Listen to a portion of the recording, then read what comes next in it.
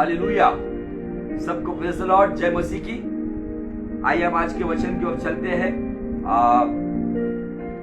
एक नए टॉपिक की ओर हम चलेंगे, क्योंकि एडिक्टेड टू जीसस इस पेज के ऊपर हमने लगातार वेदी का महत्व इस विषय पर हमने बहुत लंबा अध्ययन किया, और मैं चाह रहा था कि और मैं इस विषय में और डीप में लेकर जाऊं, लेकिन आज मैं जब दुआ कर रहा था तो खुदावन ने मुझे अगुवाई की कि आज किस और बात का महत्व हमें समझना चाहिए।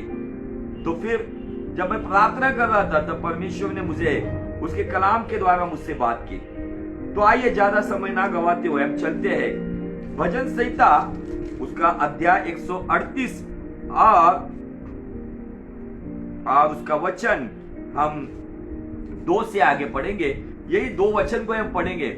इस वचन में बहुत ही महत्वपूर्ण बात यहाँ पे परमेश्वर हम पे प्रकट करता है, और अगर इस वचन को आज हम समझ लेंगे, क्योंकि मैं इस टॉपिक को भी मैं एक पार्ट में खत्म नहीं करूंगा, मैं इसको लगातार आगे लेकर जाऊंगा। जैसे जैसे पवित्र आत्मा अगुवाई करेगा, जो भी बातें परमेश्वर हमसे करना चाहता है उन बातों पर हम बहुत ही गंभीरता से अध्ययन करेंगे। तो अपनी अपनी बाइबल अगर आपके पास है तो आप पढ़ सकते हो भजन संहिता 138 और उसका वचन 2, 138 और उसकी 2 आयत, साम्स 138 एंड वर्स 2। आइए इस वचन में हम ध्यान लगाएंगे। बाइबल कहती है यहाँ पे, मैं तेरे पवित्र मंदिर की ओर दंडवत करूंगा, मैं तेरे पवित्र मंदिर की ओर दंडवत करूंगा और तेरी करुणा और सच्चाई के कारण तेरे नाम का धन्यवाद करूंगा। यहाँ पे मंदिर के लिए दंडवत है, खुदावन की करुणा और उसकी सच्चाई के लिए धन्यवाद है। आगे क्या कहता है वचन? क्योंकि मैं हमेशा हर एक मैसेज में, हर प्रचार में बात कहता हूं, जब भी आप बाइबल पढ़ते हो ना, और जब आप एक शब्दों को सुनते हो, क्योंकि, बिकॉज, जब, तब, तो आपको समझना है यहाँ पे मामला कुछ गंभीर है। यहाँ पे परमेश्वर हमसे कुछ बात करना चाहता है। तो यहाँ पे दिया है क्योंकि तूने, मतलब परमेश्वर ने अपने वचन को अपने बड़े नाम से अधिक महत्व दिया है। आमीन। आज इस टॉपिक को चुनाव करने के पीछे का कारण क्या है परमेश्वर का? मेरा जो टॉपिक है, वचन को अधिक महत्व क्यों दिया जाए। आज जिस दौर में हम जीवन जी रहे, आज जिस एंड टाइम में हम जीवन जी रहे, इस परिस्थिति में अगर आप देखोगे, आज वचन को छोड़कर बाकी सब बातों को बहुत बड़ा महत्व आया है। आज चंगाइयां, भविष्यवाणियां, प्रॉस्पेरिटी टीचिंग्स,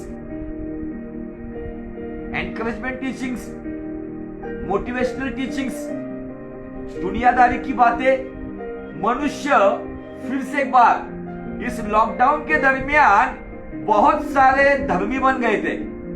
इस लॉकडाउन के दरमियान जो प्रार्थना नहीं करता था वो भी प्रार्थना कर रहा था। हर एक व्यक्ति एक डर में था, क्या मेरा नंबर तो नहीं आएगा पॉजिटिव रिपोर्ट के द्वारा। हर एक व्यक्ति एक डर में था, इसलिए बहुत सारे लोग डर के मारे खुदा की ओर आए थे। लेकिन फिर से एक बार ये माहौल फिर से एक बार ठीक ठाक होने लगा है। अभी न्यूज चैनल पे हम देख रहे हैं कि सब प्रकार की वैक्सीन अवेलेबल है, अच्छे दामों में है। हमारे पुणे शहर की जो सीरम इंस्टीट्यूट, उन्होंने भी, उसको भी गवर्नमेंट ने परमिशन दी गई है। तो इस होने के बाद अभी फिर से एक बार इंसान अपनी पूर्व दशा पे जा रहा है। स्पेशली मसीही लोगों में फिर से एक बार जो पहले परमेश्वर के भय में, परमेश्वर के वचन में, प्रार्थना में समय बिताने वाले थे, वो फिर से एक बार कहीं ना कहीं अपने जीवन में इतने व्यस्त हो गए कि उनके पास खुदा के वचन के लिए समय नहीं है, उसके पास बैठने के लिए समय नहीं है, उसकी ओर सुनने के लिए समय नहीं है। अब फिर से एक बार आज जो मसीहत में हम जो बात देख रहे हैं, बहुत सारे लोग वचन से दूर जा रहे हैं। अब ये भजन संहिता 138 वचन 2 में परमेश्वर का कलाम कहता है कि वो परमेश्वर अपने बड़े नाम से अधिक अपने वचन को अधिक महत्व देता है। आज सवाल यह है, आप आपके जीवन में कौन सी बातों को अधिक महत्व देते हो? आप आपके जीवन में अपने आप को कितना महत्व देते हो? परिवार को कितना महत्व देते हो, आपके कामकाज को कितना महत्व देते हो, आपके शान और शौकत को कितना महत्व देते हो, आपकी खुशी को कितना महत्व देते हो, और आप आपके जीवन में आपके इन सब बड़े बड़े कामों के बजाय आप खुदा के वचन को कितना महत्व देते हो, ये बात हमें आज सोचनी होगी। परमेश्वर अपने बड़े नाम से, शायद वो बड़ा नाम जो इब्राहिम के सामने आया था, एल शदाई, वो बड़ा नाम आदम के पास आया था जिसे एलोहिम कहा गया था, वो बड़ा नाम जो मूसा के पास आया था जिसका नाम यहोवा परमेश्वर, वो बड़ा नाम जो गिदोन के पास आया था जिसका नाम यहोवा शालोम होगा। लेकिन इन सब बड़े नामों से वो खुदावन कहता है, बाइबल का परमेश्वर कहता है, मेरे बड़े नाम से, मेरे वचन की मैं अधिक महिमा करता हूं। हमारे मराठी बाइबल में ऐसा ट्रांसलेशन है कि मैं मेरे बड़े नाम से मेरे वचन की अधिक महिमा करता हूं। हिंदी में दिया है, महत्व दिया है। आज बहुत सारी गड़बड़ियां हमारे आसपास फैल रही है, बहुत सारे प्रॉब्लम्स हमारे आसपास बढ़ रहे हैं। इसके पीछे का कारण क्या है पता है? इसके पीछे का कारण है बहुत सारे लोग म्यूजिकल हो गए हैं। बहुत सारी जगह पर आज चर्च की पुलपिट के ऊपर जैसे बाहर की होटल्स में जैसी लाइटिंग्स लगती है, वैसी लाइटिंग से आज पुलपिट के ऊपर, स्टेज के ऊपर ये बातें आ गई है। और कुछ लोग कहते हैं कि जवानों को आकर्षित करने के लिए ये बातें बनाई गई है। मुझे आपको बताना है कि जवानों को दुनिया के तरीके से आकर्षित करोगे तो वो दुनिया वाले बन जाएंगे, लेकिन जवानों को वचन की तरह आकर्षित करोगे तो वो पश्चाताप करते हुए पवित्रता की चाल चलेंगे। आज एक ऐसा माहौल में हम जीवन जी रहे हैं कि ये माहौल कहीं ना कहीं आज वर्डलेस हो रहा है। आज जो माहौल हमारे आसपास बना हुआ है, ये माहौल कहीं ना कहीं नॉन बिब्लिकल होते जा रहा है। आज ऐसी ऐसी बातों को प्रैक्टिस किया जा रहा है जो बिब्लिकल नहीं है, मतलब वचन के अनुसार नहीं है। ये विषय का चुनाव करने के पीछे का खुदावन का मकसद यही है कि आज मैं कुछ बातों के ऊपर रोशनी डालूं। आज ये मैं केवल ये पहला जो भाग हम ले रहे, ये पहला भाग केवल एक फाउंडेशन होगा जिसमें हम कुछ बातों के ऊपर बहुत ही गहराई से अध्ययन करेंगे। क्या है खुदा का कलाम? परमेश्वर का वचन क्या है? परमेश्वर का वचन खुद परमेश्वर है। God is word and word is God. कलाम खुदा है और खुदा ही कलाम है। हालेलुया।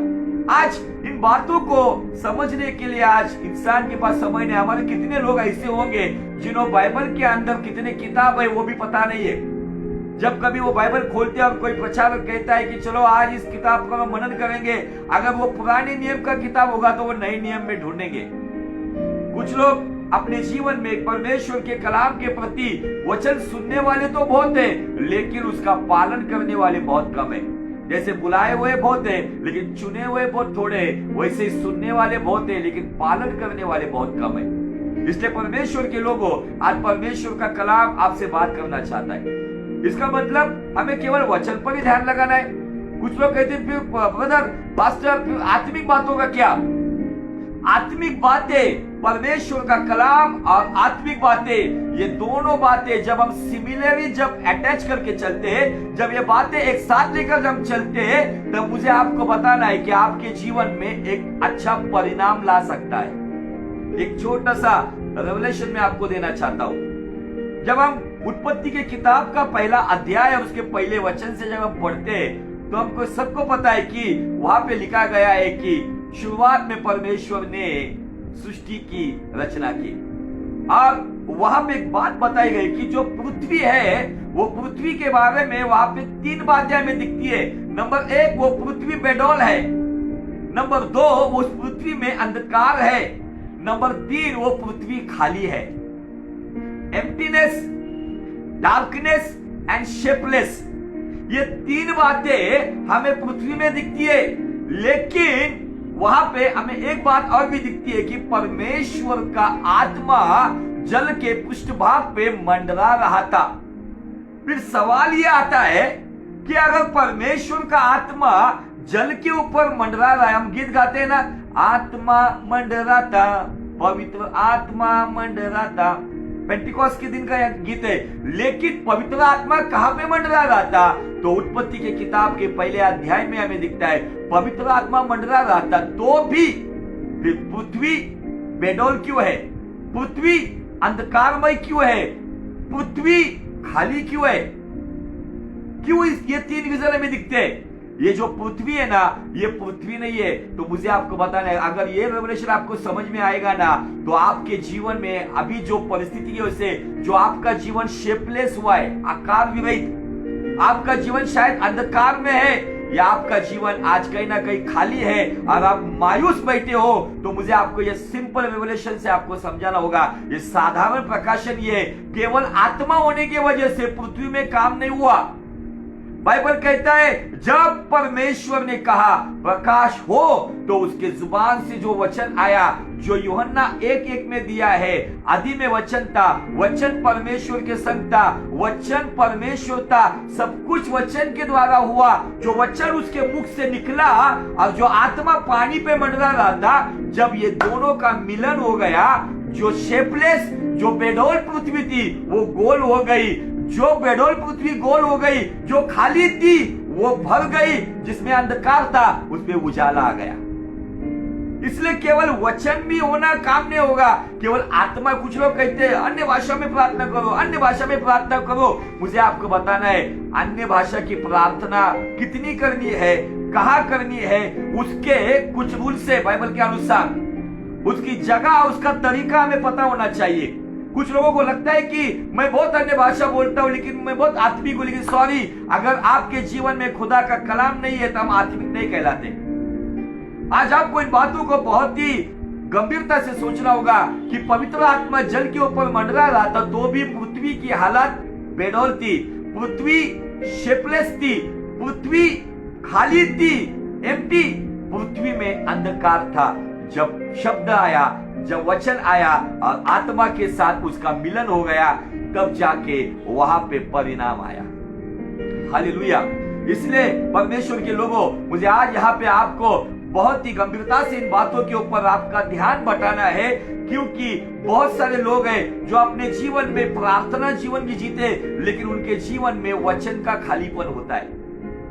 मुझे पता नहीं, जब दाऊद के जीवन से मैं देखता हूँ भजन संहिता 119 और वचन 11 में भजनकार लिखता है कि हे खुदावन, मैं तेरे खिलाफ पाप ना करूं, इसलिए तेरा कलाम मेरे मन में मैंने महफूज रखा है। आज मेरे मन में क्या है? मेरे मन में अगर उसका कलाम है, मेरे हृदय में उसका कलाम है, उर्दू में दिया है कि खुदावन मैं तुझ तेरे खिलाफ गुनाह ना करूं, इसलिए तेरा कलाम मैंने मेरे हृदय में रख छोड़ा है। आज मुझे आपको बताना है कि इंसान के पास सब कुछ है। हमारे घर में बाइबल है, आज बहुतों के हाथों में बाइबल है, हाथ में, लेकिन हार्ट में नहीं है। आज बहुत सारे लोगों के दिमाग में बाइबल है, लेकिन जीवन में, चाल चलन में नहीं है। मुझे आपको ये बात, मैं इसलिए इस बातों के ऊपर थोड़ा सा टाइम ले रहा हूं, आपको ठीक से समझा पाऊं मैं कि क्यों भजन का 138:2 में कहता है कि मैं तेरे पवित्र मंदिर की ओर देखकर तुझे दंडवत करूंगा, तेरी करुणा और तेरी सच्चाई के लिए तुझे धन्यवाद दूंगा, क्योंकि तूने अपने बड़े नाम से अधिक अपने वचन को अधिक महत्व दिया है। आज बहुत सारे लोग दुनिया की बातों को बहुत महत्व देते, चर्च के रूल्स रेगुलेशन को महत्व देते। मुझे आपको बताना है रूल्स रेगुलेशन इंपॉर्टेंट नहीं है। आपके जीवन में अगर इंपॉर्टेंट क्या है तो वो है लिविंग वर्ड ऑफ गॉड। इस परमेश्वर के वचन को रिटन वर्ड ऑफ गॉड भी कहा जाता है, जो लिखित में है, लेकिन ये जो वचन है वो हमसे बात भी करता है। रिटन एंड स्पीकिंग, बात करने वाला वचन है, ये हमसे बात करता है। जब कलाम हम पढ़ते, हम किसी परेशानी में होते, समस्याओं में होते, तो मुझे आपको बताना है ये कलाम बात करता है। इसके पीछे का कारण क्या है पता है? आइए हम पढ़ते इब्रानी का उसका अध्याय 4 और वचन 12 में परमेश्वर का कलाम क्या है उसके बारे में उसकी जानकारी यहाँ पर दी गई है। इब्रानी का 4 अध्याय और वचन 12, क्योंकि परमेश्वर का वचन जीवित है, जिंदा है। हम जिस कलाम को पढ़ते हैं ना, भले एक किताब है, दुनिया के दृष्टिकोण में एक प्रिंटेड पेपर के ऊपर लिखा हुआ है, लेकिन इसका शब्द हमसे बात करता है, क्योंकि ये कलाम दुनिया के तरीके से नहीं है। किसी ऋषि मुनि ने किसी बरगद के पेड़ के नीचे बैठकर किसी पक्षी के पंख के द्वारा लिखा हुआ यह किताब नहीं है। बाइबल कहता है, पौलुस तीमुथियुस को कहता है कि ये कलाम ईश्वर प्रेरित कलाम है, पवित्र आत्मा की प्रेरणा से लिखे हुए इसके शब्द है। इसलिए उत्पत्ति के किताब के कनेक्शन प्रकाशित वाक्य के साथ जुड़ते हैं। 40 अलग अलग लेखक है, 40 अलग अलग प्रांतों में लिखा गया ये किताब है, लेकिन जब उसकी सिमिलरिटी को, जब उसकी समानता को जब हम जांचते हैं ना, तो जो बातें पुराने नियम में है वही बातें नए नियम में है। ये सब बातें एक दूसरे के साथ जुड़ती है। इसलिए बहुत बड़े बड़े बुद्धिजीवी सोच रहे ये कैसा पॉसिबल है कि इस प्रांत में लिखा गया है, उस प्रांत में लिखा गया है, लेकिन इतना इसके साथ इसकी तुलना समानता में क्यों है? क्योंकि खुदावन हर एक को एक आत्मा में चलाता है। इसका ये सबसे बड़ा सबूत है। आज से लेके इतिहास गवाह है, लाखों की तादाद में इस कलाम को मिटाने की कोशिश की गई है। अगर आप इतिहास को अगर दोहराएंगे, अगर आप उसके ऊपर अध्ययन करेंगे, कोई प्रकार का किताब इतना जलाया नहीं गया। सबसे अधिक जलाने जाने वाला किताब है बाइबल। लेकिन बाइबल आज भी सारी दुनिया में फैल रहा है, क्योंकि जो सच्चाई है ना, वो भले थोड़ा लेट फैलती है लेकिन अच्छी तरह से फैलती है। हालेलुया। बहुतों ने इसको खत्म करने की कोशिश की है, लेकिन आज भी वो अपनी बुनियादी नींव के ऊपर खड़ी है और आज भी हर पापी को एक नया रास्ता और नया जीवन देती है।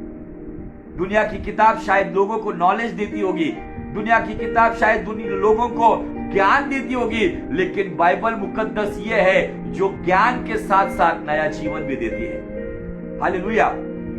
ये बाइबल है जो हमारे जीवन में काम करती है। एक वचन आता है और एक वचन किसी के जीवन को बदल देता है। उस व्यक्ति में मैं भी एक था जो 1998 से पहले, बिफोर 1998, मैं भी पुणे शहर का एक नामी गुंडा हुआ करता था। लेकिन मेरे जीवन में जब खुदावन ने एक वचन के द्वारा काम किया, मेरे अंदर एक हैवान रहता था, वह हैवान मर गया और मेरा जीवन, मेरा धर्म परिवर्तन या नाम परिवर्तन नहीं हुआ, तो मेरा जीवन परिवर्तन हुआ। क्योंकि ये कलाम जीवित है, ये जिंदा कलाम है। और ये जिंदा कलाम आज भी जिंदे व्यक्ति के जीवन को बदलने की ताकत और कुव्वत रखती है। भले ये प्रिंटेड किताब है, किसी पन्ने के ऊपर लिखा गया है, लेकिन जब कोई इसको समझकर अपने जीवन में उसको स्वीकारता है, अच्छे अच्छे पापियों का जीवन बदल जाता है। हालेलुया। आइए क्या कहते हैं वचन के बारे में, कुछ अच्छी बातें देखेंगे हम। क्योंकि परमेश्वर का वचन जीवित, नंबर 1 लिविंग, प्रबल मतलब सामर्थ्यवान, हर एक दोधारी तलवारी से भी चौका या पैना है, शार्पेन। नंबर 3 पे दिया गया है दोधारी तलवार से भी धारदार। इसीलिए कभी कभी कलाम की धार किसी व्यक्ति के ऊपर ऐसी चलती है कि वो कहता है आज मेरा हृदय छिन्न विछिन्न हो गया है। ये क्यों कहा जाता है? भले ये दिखता नहीं है, लेकिन परिणाम दृश्य स्वरूप में लाता है। जब पतरस खड़ा हुआ, वो पतरस जिसको शायद बाकी के चेले भगोड़ा कहते होंगे, वो पतरस जिसने यीशु मसीह को स्वीकारने के लिए 3 बार इनकार किया, वो पतरस यीशु मसीह का 2 बार दर्शन होने के बावजूद भी वो तिबरियस समंदर के ऊपर आधी फौज लेके मछलियां पकड़ने के लिए चला गया था। लेकिन वही पतरस जब खुदा के अनुग्रह में पवित्र आत्मा से मामूल हो गया, वही पतरस जब अपने मुंह से कलाम प्रचार कर रहा था, बाइबल कहते हैं 3000 लोगों के हृदय के ऊपर इस तरीके से वचन की तलवार काम कर गई और वो आकर कहते कि हमारा उद्धार हो, इसलिए हम क्या करें। एक अनपढ़ पतरस और यूहन्ना के बारे में कहा गया है कि एक अनपढ़ गवार व्यक्ति जब वो बात कर रहा था, उसके वजह से आज मुझे आपको बता रहे 3000 लोगों ने अपना जीवन पेंटिकॉस्ट के दिन यीशु मसीह को दिया और बपतिस्मा लेकर उसके चेले बन गए। और केवल चेले नहीं तो उसके लिए मर मिटने के लिए भी तैयार हो गए। वो पतरस जो पहले मृत्यु के डर से यीशु का इनकार करता है, लेकिन जब असलियत को जानकर जब आत्मा में जब भरता है ना, तो मरने के लिए हंसते हंसते तैयार हो जाता है। हालेलुया। यह है वचन। वो वचन जीवित है, प्रबल है, दोधारी तलवार से भी अधिक, दोधारी तलवार से भी अधिक बाइबल कहता है चौका है। आगे बाइबल कहता है और प्राण और आत्मा और गांठ गांठ और बूंदे बूंदे को अलग करके आर पार छेदता है और मन की भावनाओं और विचारों को जांचता है। हालेलुया। जब यह वचन हमारे जब गांठ गांठ से पूरे गूंदे गूंदे तक जब हमारे हृदय तक जाता है ना, तो हमारे मन की भावनाओं को जांचता है। और यही वचन जब हम ग्रहण करते हैं, ग्रहण करने के बाद अगर मैं गलत राह पे हूं ना, तो यही वचन मुझे सीधा रास्ता दिखाता है।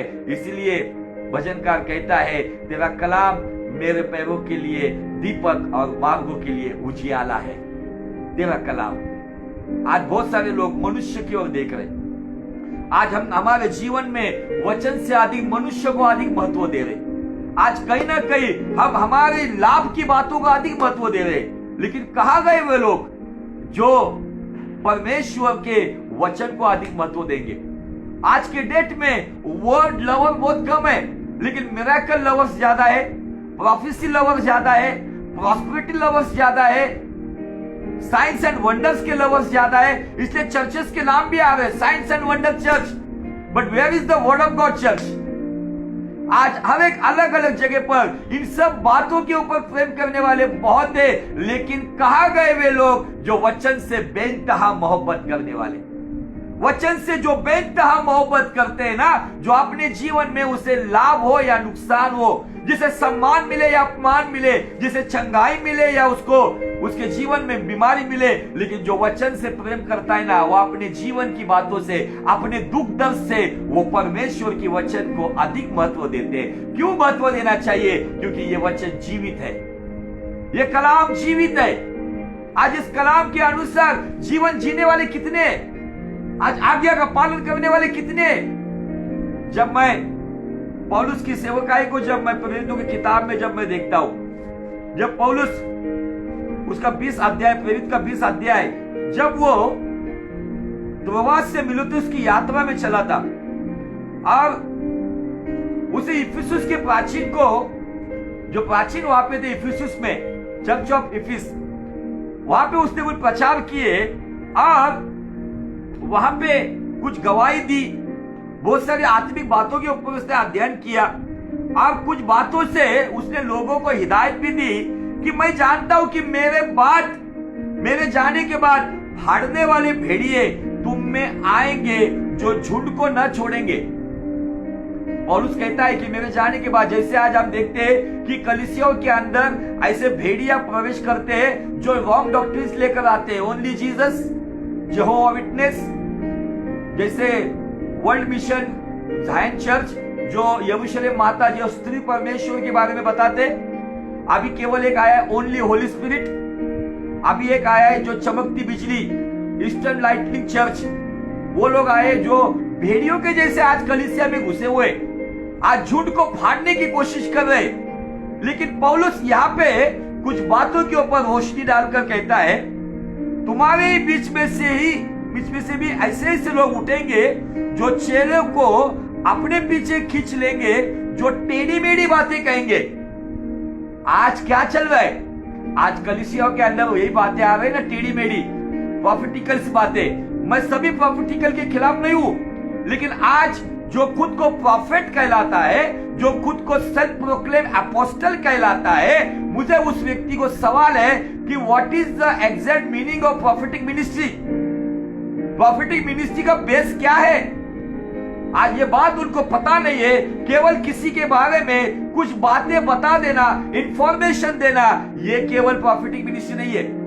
परमेश्वर के एक महान दास, जिनके संदेश में हमेशा सुनते रहता हूं, जिनका नाम है आदरणीय पास्टर एस.आर. मनोहर, जो अपने प्रचार में कहते हैं कि प्रॉफिटिक मिनिस्ट्री, भविष्यवक्ताई सेवकाई का सच्ची मतलब क्या है पता है? अगर आप पुराने नियम से लेकर नए नियम के प्रॉफिट को अगर आप स्टडी करोगे, तो उन्होंने एक ही प्रचार किया है, रिपेंटेंस। उन्होंने प्रॉस्पेरिटी, मिरेकल्स, तुम्हारे जीवन में क्या मिलेगा क्या नहीं मिलेगा, ये बातें नहीं बताई। आप पुराने नियम के भविष्यवक्ताओं को देखेंगे, वो पाप प्रकट करते थे, लेकिन आज नए नियम के जो भविष्यवक्ता है, वो लोगों को, पापियों के लिए भी वो बरकत के बारे में प्रकट करते हैं। आज ये बातें हमारे लिए बहुत ही जरूरी है। Prophetic ministry, get back to the church on the Lord way. परमेश्वर की कलीसिया को परमेश्वर के मार्ग पे लेके जाना, यह है सेवकाई। लेकिन आज कहीं ना कहीं भटका दिया जा रहा है। नाना प्रकार की बातें, क्या ना है प्रोफेसी, ये भी आज बहुत चल रहा है। मैं भविष्यवाणी करूं क्या? ये किसमें कौन लोग फंस रहे पता है? जो कलाम को नहीं जानते, जो अपने जीवन में अपने लाभ, अपने फायदे, अपनी भौतिक आशीषें, चंगाइया, मैं कहता ना मैं चंगाई के खिलाफ नहीं हूं, चंगाई होनी चाहिए, क्योंकि बाइबल कहता है भजन संहिता 107:20 में वो परमेश्वर अपने कलाम को भेजकर उन्हें चंगा करता है। हालेलुया। आज कोई व्यक्ति आता है, कुछ चंगाइया हो जाती है। आज कलीसिया, आज परमेश्वर के वचन और परमेश्वर को महत्व देने से ज्यादा आज महत्व इंसान को जा रहा है। और ये परमेश्वर जो खुद कहता है, I am the jealous God, मैं ईर्ष्यावान परमेश्वर हूं, और वो कहता है मेरी महिमा मैं किसी को नहीं दूंगा। आज बहुत सारे लोगों के जीवन में तकलीफें और समस्याएं क्यों है? कि वो कहीं ना कहीं अपने जीवन में वचन के बारे में गलतियां कर रहे। आज कितने लोग हैं जो वचन से भरे हुए। यीशु मसीह ने कहा है आकाश और पृथ्वी टल जाएगी लेकिन मेरा वचन अटल है।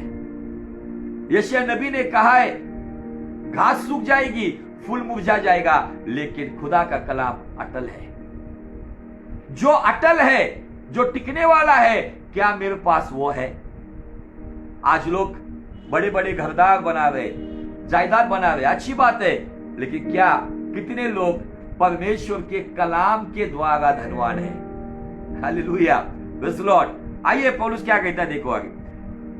वो कहता है कि तुम्हारे बीच में से ऐसे ऐसे मनुष्य उठेंगे जो चेलों को अपने पीछे खींच लेंगे और टेढ़ी मेढ़ी बातें कहेंगे, इसलिए जागते रहो। कलीसिया, जो सुनने वाले, जो देखने वाले, जो देखेंगे, जागते रहो और स्मरण करो कि मैंने 3 वर्ष तक रात दिन आंसू बहा बहा कर, देखो गौर से, आंसू बहा बहा कर हर एक को चेतावनी देना न छोड़ा। पौलुस ने परमेश्वर के कलाम के द्वारा हर एक व्यक्ति को चेतावनी दी थी, चेतावनी दी थी, आगाह किया था उन्हें, खबरदार किया था उन्हें कि देखो ऐसी बातों में ध्यान ना लगाना। जो नॉन बिब्लिकल बातें हैं, जो पवित्र शास्त्र को छोड़कर जो बातें हैं ना, वो कितनी भी आकर्षक क्यों ना हो, भले फिर वो मुर्दा जिलाने वाली बात क्यों ना हो, मुझे आपको बताना है वो बात, जो आने वाली बात परमेश्वर के कलाम को छोड़कर है, तो मुझे आपको बताना है, आपको आगाह होना है कि ये खुदा की ओर से नहीं है, क्योंकि ये खुदावन अपने बड़े नाम से अधिक उसके वचन की अधिक महिमा करता है। आगे देखो 32 वचन, बहुत अच्छी बात है। अब मैं तुम्हें परमेश्वर को, गौर से सुनो, परमेश्वर को और उसके अनुग्रह के वचन को सौंप देता हो जो तुम्हारी उन्नति कर सकता है और सब पवित्र किए गए लोगों में साझी करके मिरास दे सकता है। हालेलुया। मुझे बहुत अच्छी लगती है 32 वचन की बात। पौलुस कहता है मैं तो जा रहा हूं, इफिसकी कलीसिया को कह रहा है मैं जा रहा हूं, लेकिन ऐसे भेड़िए आएंगे जो तुम्हें जो पूरी तरह से तुमको फाड़ेंगे और तुम्हारे विश्वास से तुम्हें तितर बितर कर देंगे। इसलिए मैं कलीसिया को खुदा के हाथ में और आगे दिया है अनुग्रह के वचन में सौंपता हूं। धन दौलत में नहीं, जागीर में नहीं, प्रॉस्पेरिटी में नहीं, वो कहता है मैं तुम्हें परमेश्वर के अनुग्रहकारी वचन में सौंपता हूं और उसके पीछे का कारण है वो वचन तुम्हारी उन्नति करेगा, वो वचन तुम्हें पवित्रता की चाल चलाएगा, वो वचन तुम्हें मिरास दे सकता है। मिरास क्या है? इटर्नल लाइफ, अनंत जीवन। वचन में 3 बातें का यहां पे जिक्र किया गया है। नंबर 1, यही वचन तुम्हारी और मेरी उन्नति करेगा, यही वचन तुम्हें और मुझे पवित्र जीवन देगा, यही वचन तुम्हें और मुझे अनंत जीवन भी देगा। पौलुस प्रवास से निकलते वक्त इफिस की कलीसियाओं को यह बात बता के जा रहा है और ये कह रहा है मैं तुम्हें परमेश्वर के हाथ में और उसके वचन, जो 3 साल मैंने आंसू बहा बहा कर जिन वचन के द्वारा तुम्हें मैंने चिताया था, उस वचन में मैं तुम्हें सौंपता हूं। मतलब क्या? जो वचन आपको आपके पासबान सिखाते हैं, जो वचन आपको मिला है, जिस वचन के साथ आपने वाचा बांधी है, जो वचन को आपने ग्रहण किया है और कहा है नहीं इस वचन को छोड़ मैं कुछ नहीं करूंगा, ये वचन में जो बना रहेगा ना, वही व्यक्ति उन्नति पाएगा, वही व्यक्ति पवित्र जीवन जिएगा, वही व्यक्ति अनंत जीवन का मिरास प्राप्त करेगा। किसी के बोलने से, किसी के सर पे हाथ रखने से शायद आपको चंगाई मिलेगी, शायद आपको अभिषेक मिलेगा, आप गिरोगे, आपके ऊपर कुछ अलग से आपको फीलिंग्स आएगी, कुछ बातें आपको ठंडा गरम लगेगा, लेकिन ये बातें उतनी पूर्ति आपकी भौतिक दशा के लिए ठीक है। लेकिन खुदा का कलाम जो परमेश्वर का दास इफिस की कलीसिया से निकलते वक्त कहता है कि मैं तुम्हें परमेश्वर के वचन में सौंपता हूं, यही वचन है जो तुम्हारी उन्नति करेगा, जो तुम्हें पवित्रता की चाल देगा, और यही वचन तुम्हें मिरास में मतलब अनंत जीवन में लेकर जाएगा। Hallelujah, praise the Lord. आज तक मुझे कोई ऐसा भविष्यवक्ता नहीं दिखा कि जो भविष्यवाणी कर रहा है कि माय प्रोफेसी, आपके ऊपर मैं भविष्यवाणी करता हूं, तुम अनंत जीवन में जाओगे। आज की भविष्यवाणियां केवल भौतिक दशा में काम कर रही है। आज की प्रीचिंग केवल प्रॉस्पेरिटी, चंगाई, आशीष, ब्लेसिंग्स, इन्हीं बातों पे बात कर रही है। लेकिन प्रेरितों की कलीसिया की जो बुनियादी शिक्षा थी, उसकी पहली बुनियाद क्या थी पता है? नंबर 1 पश्चाताप, नंबर 2 उद्धार, और नंबर 3 न्याय। रिपेंटेंस, साल्वेशन एंड जजमेंट, ये 3 बातों के ऊपर पहली कलीसिया की जो नींव डाली गई थी, जो बुनियादी नींव बनाई गई थी, जो फाउंडेशनल टीचिंग थी, वो foundational teaching first repentance, second salvation and third judgement, ये 3 बातों के ऊपर बार बार वो बात करते थे। लेकिन आज की कलीसिया किस बात पे बात कर रही है? रिपेंटेंस भूल गए, अभी केवल ग्रेस के बारे में, आज सैल्वेशन के बारे में ध्यान नहीं है, आज केवल एक लग्जरियस लाइफ के बारे में बात किया जाता है, आज केवल प्रोफेसीज के बारे में बात किया जाता है। और अगर कोई प्रचारक अगर उद्धार का या पाप क्षमा का संदेश देता है तो कहा जाता है ये बहुत ही ओल्ड फैशन प्रचारक है। लेकिन मुझे आपको बताना है, भले वो ओल्ड फैशन प्रचारक क्यों ना हो, लेकिन वो बाइबल प्रचारक होगा, क्योंकि पौलुस कहता है हम सूली पे लटके हुए मसीह के प्रचारक हैं। आज मैं कौन सी बातों के ऊपर ध्यान लगा रहा हूं, मेरे जीवन में किस बात को मैं अधिक महत्व दे रहा हूं, इन बातों के ऊपर हमें बहुत ही गंभीरता से सोचना होगा। खुद का परमेश्वर भजन संहिता 138:2 में कहता है, मेरे बड़े नाम से अधिक मेरे कलाम की मैं अधिक महिमा करता हूं, या मेरे कलाम को मैं अधिक महत्व देता हूं। आज आपके जीवन में परमेश्वर के वचन के लिए अगर महत्व नहीं है ना, तो मुझे आपको बताना है, जो खुदावन जिसके बड़े नाम से अगर वो उस वचन को महत्व देता है, तो मुझे आपको बताना है, अगर मेरे और आपके जीवन में वो वचन को महत्व नहीं है, तो इसका मतलब उसकी दृष्टि में हमारे लिए भी उसके लिए कुछ महत्व नहीं है। अगर उसकी नजरों में मैं उस महत्व को प्राप्त करूं, उसकी नजरों में उस मुकाम को प्राप्त करूं, उसकी नजरों में अगर मुझे वो जगह बनानी है, तो तुम्हें और मुझे एक काम करना होगा। आज से एक वाचा बांधनी होगी, आज एक निर्णय लेना होगा, खुदावन मैं जीऊंगा तो तेरे कलाम के लिए, मैं मरूंगा तो तेरे कलाम के लिए। Hallelujah, praise the Lord. आज ये कलाम बहुत सारे लोगों को मिल नहीं रहा है। ऐसे कितने तो भी देश है जहां पे एंटी क्राइस्ट लोग रहते हैं, जहां पे लोगों को कलाम पढ़ना भी मनाही है, जहां पे खुदा का कलाम पढ़ने के लिए उनके लिए कोई भी चांस नहीं है। अगर कोई बाइबल पढ़ता है तो उनको मार दिया जाता है। मसीह के लिए लोग कुर्बान हो गए, लेकिन हमारे पास खुदा का कलाम होने के बावजूद भी हम कहीं ना कहीं बेपरवाह बनकर आज उस वचन को इतना गंभीरता से महत्व ना देते हुए कहीं ना कहीं आज हम हमारी दुनियादारी की बातों में उलझे हुए। ये खुदा का कलाम ही ऐसा है, ऐसा कोई बात का जवाब आपको चाहिए, साइंस भी बाइबल से जवाब प्राप्त करता है। ऐसी कोई दुनिया की बात नहीं जिसका जवाब आपको, हर एक बात का जवाब आपको खुदा के कलाम में मिलेगा। आपको उसके साथ संगति करनी होगी। जब आप उसके साथ संगति करोगे तो आपकी प्रार्थनाओं के जवाब मिलेंगे। यीशु मसीह जब अच्छी दाखलता के बारे में बात करता है, यूहन्ना का 15 अध्याय और वचन 7 में वो क्या कहता है, देखो हम पढ़ेंगे। यदि तुम मुझ में बने रहो और मेरा वचन तुम में बना रहे, यदि तुम मुझ में बने रहो और मेरा वचन जो मैंने तुम्हें दिया है, वो वचन भी शायद माफी करने वाली बात की होगी, माफ करना या माफी मांगना, दया करने वाली बात होगी, पवित्रता से जीवन जीने वाली बात होगी, परमेश्वर की आज्ञा का पालन करना, इस बारे में बात होगी। अगर वो वचन खुदा के साथ साथ मेरे जीवन में, तो बाइबल कहता है तो तो मतलब यहाँ पे एक रूल्स दिया गया है, टर्म कंडीशन दी गई है कि यदि तुम मुझ में बने रहोगे और मेरा वचन तुम में बना रहेगा। आज मसीह में हम बने, लेकिन क्या उसके वचन में हम बने हैं? क्या उसके वचन के अनुसार हम हमारा जीवन जीते हैं? हम झूठ कितना बोलते हैं?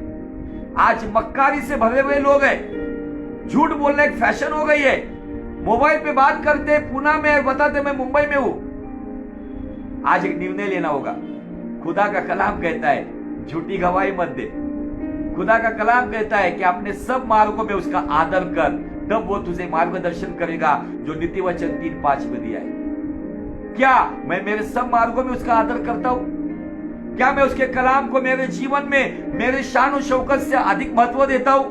तो खुदावन भी कहेगा वाह, ये मेरा बेटा है, ये मेरी बेटी है, जो मेरे स्वभाव से, जो मेरे नाम से अधिक, मैं जैसे मेरे वचन को अधिक महत्व देता हूं, वैसे ये भी है। जब अगर हम उस तरीके से उसके दृष्टि में बनेंगे तो वो परमेश्वर आपके ऊपर अनुग्रह करते हुए आपको बनाए रखेगा। Hallelujah, praise the Lord. क्योंकि खुदा का कलाम ही है जो हमारी उन्नति करता है, पवित्र जीवन देता है, और उस कलाम के अनुसार जीवन जीते जीते अगर हमारा जीवन खत्म भी होता है तो यही कलाम से अनुसार जीवन जीने की बात मुझे और आपको अनंत जीवन में लेके जाएगी। यहाँ पे बाइबल का परमेश्वर का पुत्र कहता है यदि तुम मुझ में बने रहो और मेरा वचन तुम में बना रहे तो जो चाहे मांगो तो वह तुम्हारे लिए हो जाएगा। आज आपके लिए जो कुछ आप चाह रहे हो वो क्यों नहीं हो रहा है? आपने कभी सोचा? सालों से हम दुआ कर रहे, मेरे लिए क्यों नहीं हो रहा है? क्या मेरे जीवन में मैं इतने सालों से ऐसा ही रहूंगा क्या?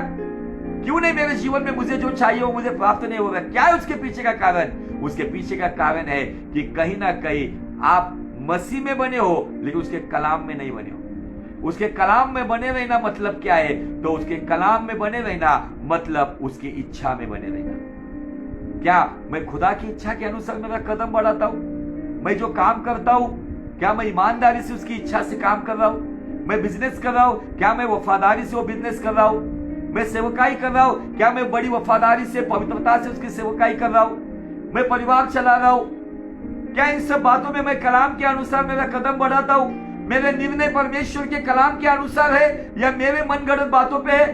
मैं कलीसिया के ऊपर हुकूमत करता हूं या कलीसिया को वचन के अनुसार चलाता हूं? आज मुझे इन बातों के ऊपर बहुत ही गंभीरता से सोचना होगा।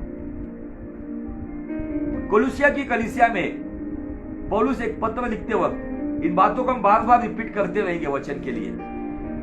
कोलोसिया की कलीसिया में उसका 3रा अध्याय अब वचन 16 में देखो क्या कहता है वो।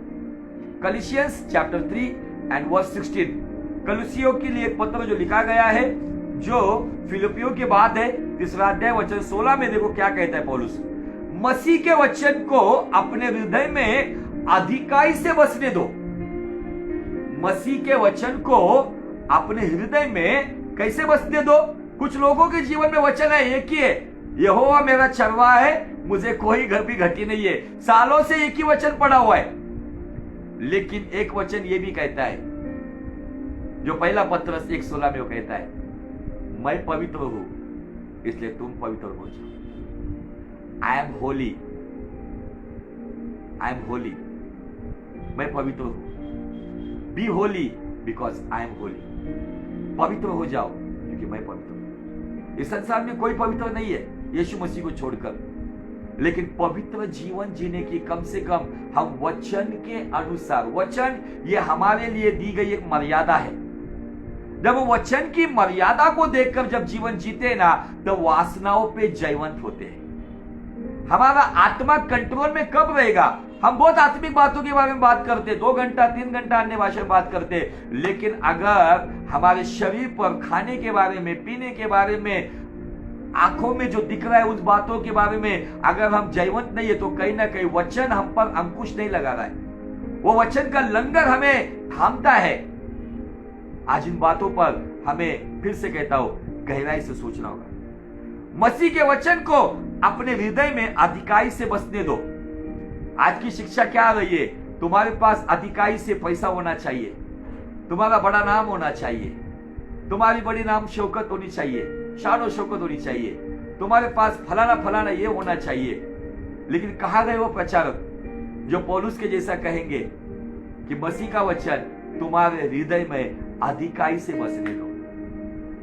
अगर आपको वो अमीर होना है, आत्मिक अमीर होना है, आत्मिक धनवान होना है, तो खुदा का कलाम जिसके बारे में दाऊद कहते हैं, जैसे ये जो सोना 24 कैरेट का होता है, लेकिन दाऊद कहता है कि तेरा कलाम 52 कैरेट से भी अधिक मूल्यवान है। इतना मूल्यवान है, 24 कैरेट के सोने के लिए कोई अपने आप अजीज व्यक्ति को हत्या करके उसको मार देता है, लेकिन दाऊद कहता है कि खुदावन तेरा कलाम उस 52 कैरेट सोने से भी मूल्यवान है। भजन संहिता 162 में 119 162 में लिखा है, जैसे किसी व्यक्ति को एक बड़ा धन प्राप्त होने के बाद आनंद होता है ना, वैसे परमेश्वर तेरा कलाम जब मुझे प्राप्त होता है ना, उससे अधिक आनंद मुझे होता है। हालेलुया। आज आप क्या खोजते हो? ये बाइबल मुकद्दस एक ऐसा समंदर है, किसी को ऊपरी ऊपरी तैरने वाली मछलियां मिलेगी, किसी को शेल मिलेगी, लेकिन जो गहराई में जाएंगे ना, उनको रूबी मोती मिलेंगे। वो मोती मिलेंगे जो खुदा का कलाम है, जो उनका जीवन आत्मिक दशा में बरकत से भर देगा। यहां पे क्या लिखा है? कलीसियों की कलीसिया को कहता है, मसीह का वचन तुम्हारे हृदय में अधिकाई से बसने दो। क्या आपके जीवन में दुनियादारी अधिकाई से बसी हुई है? अपना ज्ञान, अपना तजुर्बा, अपनी बड़ी बड़ी बातें, डींग मारने वाली बातें, ये सब बातें अधिकाई से बसी है। पापमय बातें, वासनामय बातें, दुनिया का ज्ञान, सारी दुनिया की सहूलत, लग्जरियस लाइफ, क्या ये बातें अधिकाई से बसी है? तो आज हमें आज देखना होगा, क्या मेरे जीवन में खुदा का कलाम अधिकाई से बसा है? तो जो बातें आपके अंदर अधिकाई से बसी है, अगर वो खुदा का कलाम है, तो इसका मतलब दुनिया के जो भी रईस लोग हैं, उनसे अधिक रईस आप हो, क्योंकि दुनिया की शानो शौकत, धन दौलत खत्म हो जाएगी, लेकिन खुद यीशु मसीह ने कहा है, आइज़ाया नबी ने कहा है, सब कुछ खत्म होगा, लेकिन खुदा का कलाम बना रहेगा। आगे वो कहता है, और सिद्ध ज्ञान सहित एक दूसरे को सिखाओ और चिताओ, और अपने अपने मन में अनुग्रह के साथ परमेश्वर के लिए भजन और स्तुति गान और आत्मिक गीत गाओ। ये आत्मिक गीत गाओ, भजन, ये सब बाद में आ गया। आज एक माहौल आ गया है, वर्शिप कल्चर।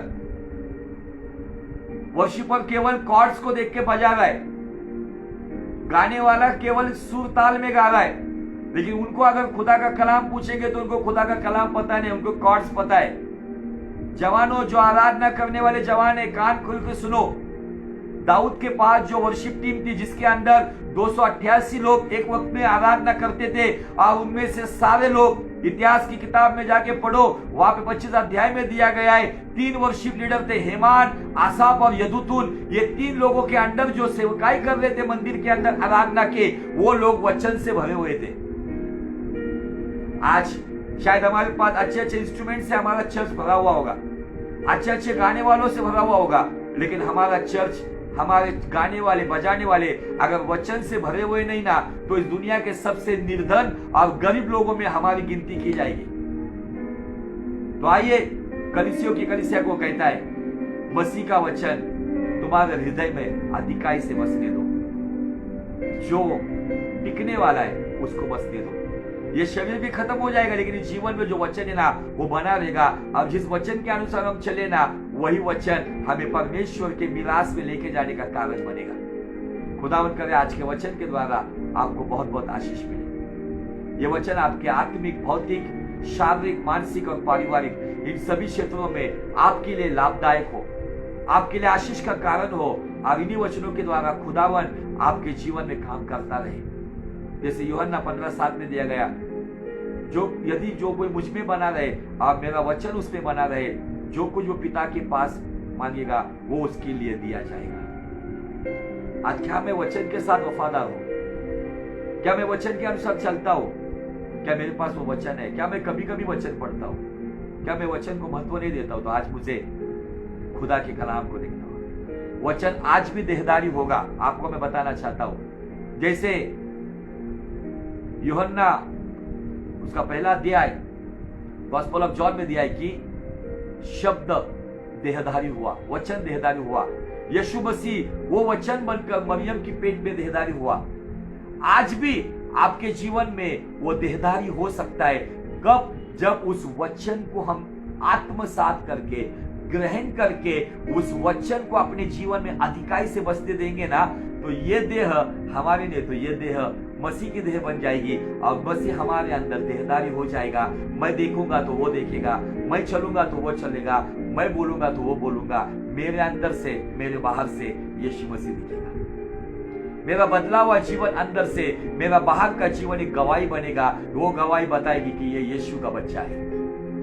वचन आज भी देहधारी होगा। कब देहधारी होगा? जब आप आपके सब बड़े कामों से, सब बड़ी बातों से, अगर भजन संहिता 138:2 में वो परमेश्वर अपने बड़े नाम से अधिक उसके वचन को अधिक महत्व देता है, और अगर मैं और आप हमारे सब बड़े बड़े कामों से, बड़े औहदे से, बड़ी शान और शौकत की वाली बातों से, मिनिस्ट्री से अगर उसके वचन को अधिक महत्व देते हो, तो निश्चित वो वचन आप में और मेरे जीवन में देहधारी होगा, और जो देहधारी होगा वो अनंतकालीन होगा।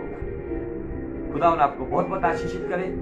मैंने केवल आज एक फाउंडेशन डाला है, इसके ऊपर अध्ययन करो और आज एक निर्णय ले लो कि खुदावन मैं तेरे वचन को अधिक महत्व दूंगा, तेरे वचन के लिए जीऊंगा, भले कोई मुझे अपमान हो, मेरा नुकसान हो, भले मुझे तुच्छ माना जाए, लेकिन तेरे वचन पे मैं चलूंगा, तेरे वचन के ऊपर मैं चलूंगा। तेरे वचन पे चलने के लिए पवित्र आत्मा की अगुवाई कर। यूहन्ना 6:63 में दिया है, यीशु मसीह कहता है खुदा का वचन आत्मा और जीवन है। अगर वो मेरे अंदर है तो वो आत्मा है और वो जीवन है, जो मुझे यीशु की राह पे पवित्र आत्मा की अगुवाई में यहोवा बाप के राज्य को बढ़ाने के लिए इस्तेमाल करें। खुदा आपको बहुत बहुत आशीषित करे।